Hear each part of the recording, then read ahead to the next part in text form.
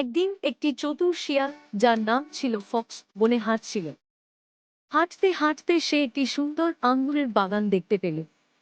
বাগানে ছিল রসালো এবং মিষ্টি আঙ্গুর, যা ঝুলছিল গাছের ডালে। ফক্স দেখল আঙ্গুরগুলি অনেক সুস্বাদু এবং সে খুব তাড়াতাড়ি সেগুলি খেতে চায়। ফক্স প্রথমে একটা লাফ দিয়ে আঙ্গুরের দিকে পৌঁছানোর চেষ্টা করল, কিন্তু সে আরেকটু নিচে লাফিয়ে আঙ্গুরের কাছে পৌঁছাতে পারল না। এরপর সে আরো কয়েকটা লাফ দিল, কিন্তু তাও সফল হলো না। সে বেশ কিছু সময় চেষ্টা করল, কিন্তু আঙ্গুরের কাছে পৌঁছানো সম্ভব হলো না। এখন ফক্স হতাশ হয়ে পড়ল। সে ভাবল, এত কষ্ট করার পরও আমি আঙ্গুর খেতে পারছি না, তাহলে কি লাভ? তখন ফক্স নিজে থেকে বলল, আঙ্গুরগুলো তো টক। আমি সেগুলি খাওয়ার জন্য চেষ্টা করছিলাম, কিন্তু আসলে এগুলো তো টক। আমার উচিত ছিল না এত কষ্ট করা।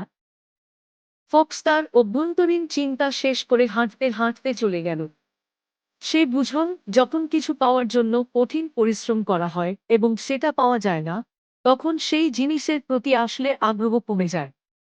এই গল্পের মাধ্যমে ফক্স শিখল যে, যদি কিছু না পাওয়া যায়, তাহলে সেটা নিয়ে দুঃখ না করে নতুন কিছু খুঁজে পাওয়া উচিত।